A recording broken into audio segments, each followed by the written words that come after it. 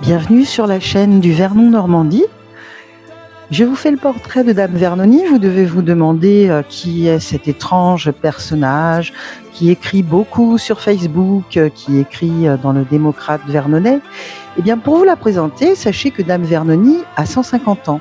Elle est née à Vernon, elle y vit toujours. Elle est enracinée comme les roses trémières qui bordent son jardin. Chaque matin, elle ouvre sa petite épicerie-buvette où l'on trouve des pommes du verger, des bocaux alignés avec soin et des conseils glissés entre deux phrases. Elle parle peu, mais chaque mot est pesé. Chaque silence a du sens. Son allure est droite, presque austère, mais jamais froide.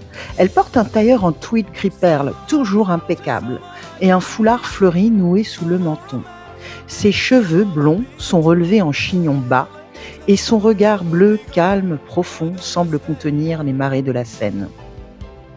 Elle écrit parfois dans le journal local des recettes, des portraits, des réflexions sur les saisons et les gens. Elle cultive son jardin en carré, où les soucis veillent sur les salades et où les haricots poussent en rang discipliné.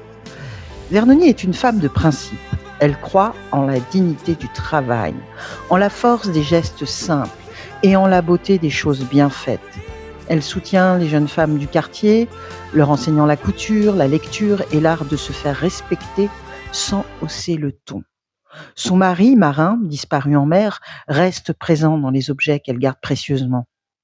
Une boîte en fer, quelques lettres, un bouton de vareuse, elle ne pleure jamais en public, mais chante parfois seule en lavant ses draps, des complaintes anciennes qui font frissonner les passants. Et Dame Vernoni en 1930 ? Eh bien, aujourd'hui, elle vous invite à découvrir le Vernon des années 1930 à travers son journal intime.